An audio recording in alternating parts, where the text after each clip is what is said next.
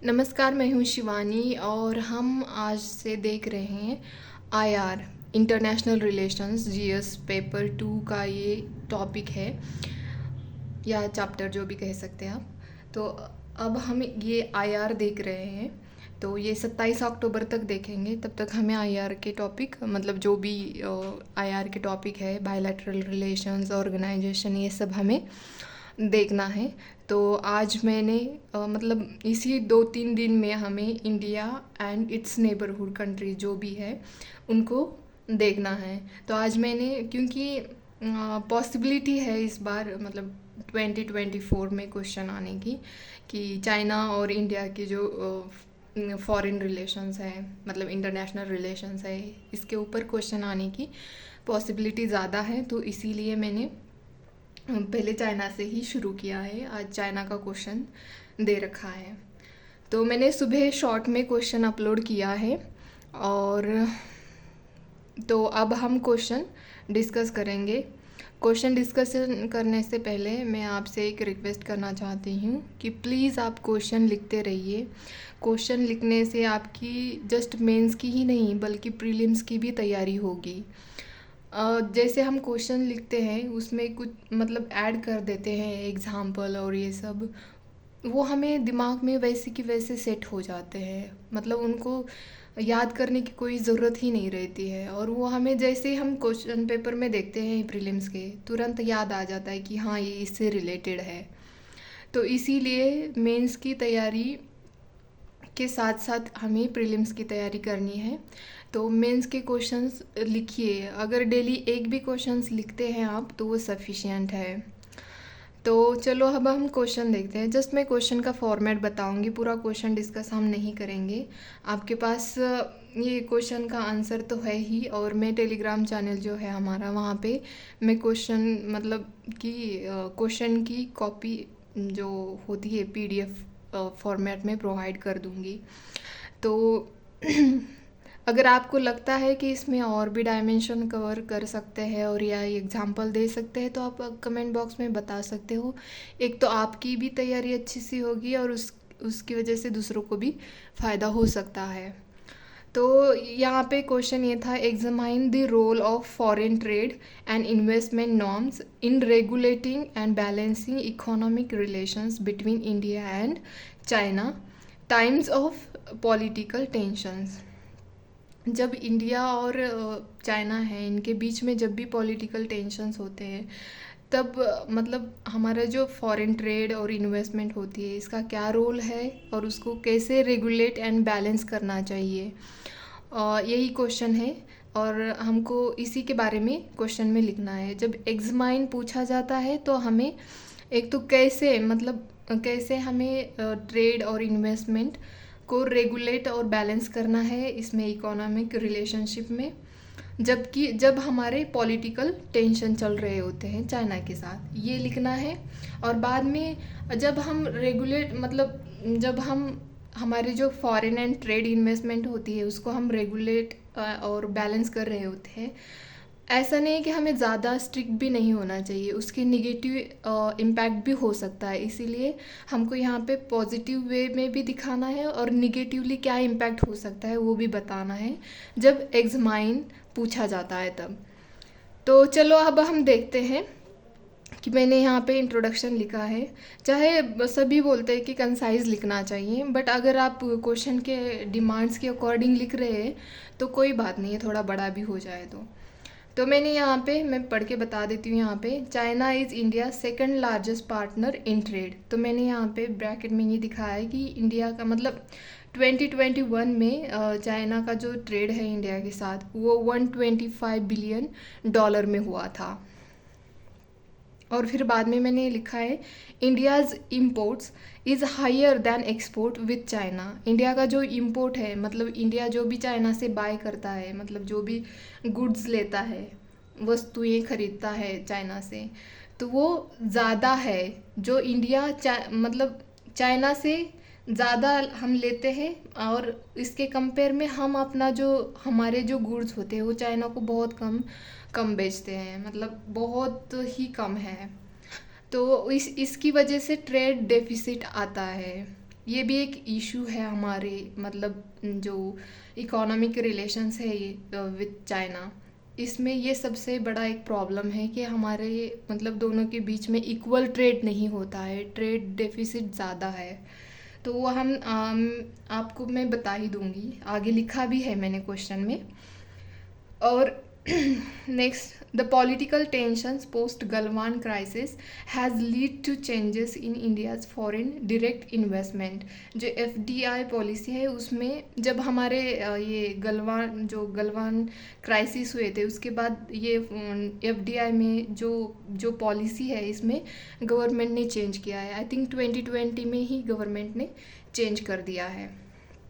तो बाद में यही तो मतलब मैंने यहाँ पे लिखा है कि changing foreign trade and investment norms is an effective tool during political tensions. मतलब जो हमारी foreign trade and investment norms होते हैं उनको चेंज करना एक इफ़ेक्टिव टूल माना जाता है जब हमारे पॉलिटिकल टेंशन चल रहे होते हैं किसी भी कंट्री के साथ हो। तो यहाँ पे हम चाइना के साथ देख रहे हैं तो हम चाइना के अकॉर्डिंग ही लिखेंगे।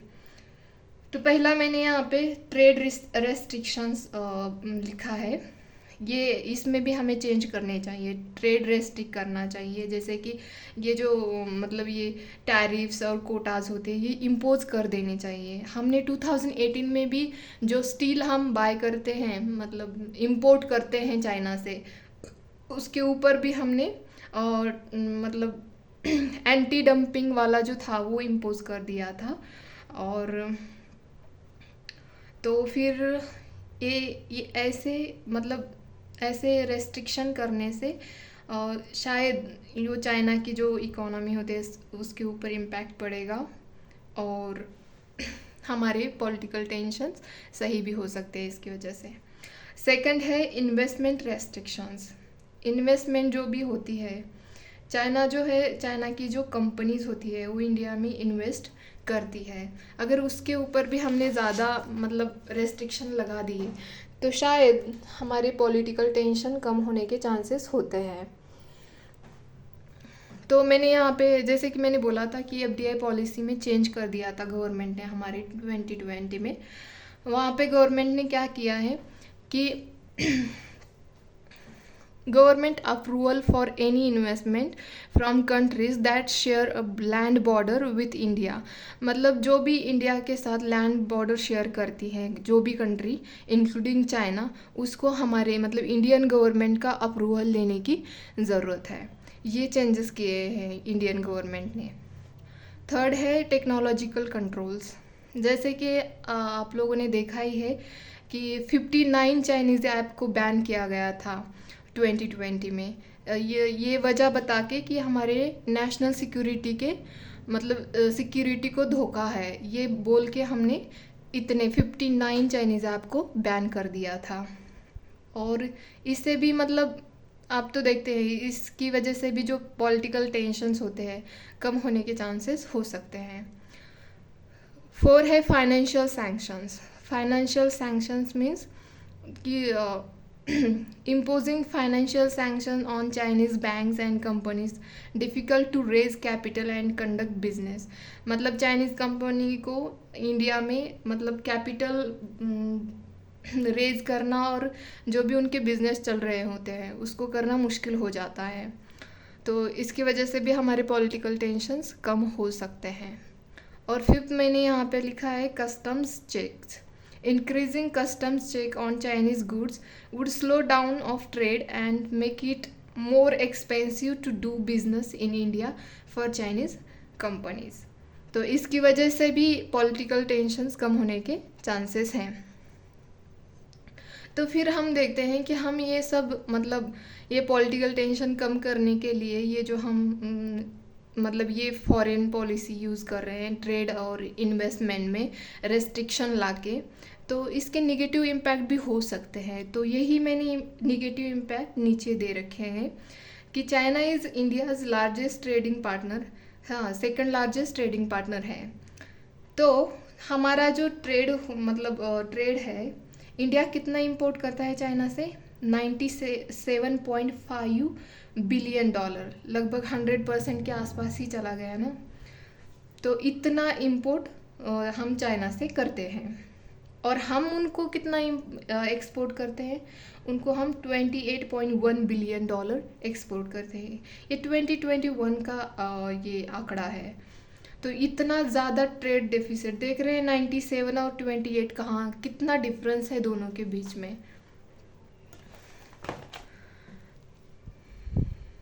तो अब हम देखते हैं सेकंड यहाँ पे क्या इम्पैक्ट हो सकता है, जो रेस्ट्रिक्शन लगा रहे हैं मतलब ट्रेड इन्वेस्टमेंट के ऊपर। तो उससे ये भी हो सकता है जो हमारा मतलब इंडिया और चाइना जो है लगभग एक दूसरे के ऊपर रिला है। जैसे कि इंडिया को जो भी क्या बोलते हैं रॉ मटेरियल्स और ये सब चाइना से चाहिए होते हैं, और चाइना को भी अपनी इकोनॉमी को बूस्ट करना होता है। तो दोनों भी एक दूसरे के ऊपर रिला है। तो इसकी वजह से हमारे ऊपर भी निगेटिव इम्पैक्ट आ सकते हैं जब हम उनके ऊपर रेस्ट्रिक्शन लगा रहे हैं। तो यहाँ पे यही मैंने यहाँ पे लिखा है। और फिर थर्ड ये लिखा है, China is a major supplier of critical goods to India such as electronics, machinery and raw materials. Any kind of restriction would disrupt India supply chain. अगर हम उनके ऊपर रेस्ट्रिक्शन लगा रहे हैं तो हमारे ऊपर भी उसके इम्पैक्ट हो सकते हैं। तो यही मैंने जस्ट कंक्लूड किया है यहाँ पे, लास्ट में थोड़ा कंक्लूजन बड़ा हुआ है। तो प्लीज़ आप पढ़ लीजिए वरना वीडियो बड़ी हो जाएगी। उम्मीद है कि आपको ये वीडियो अच्छी लगे। धन्यवाद।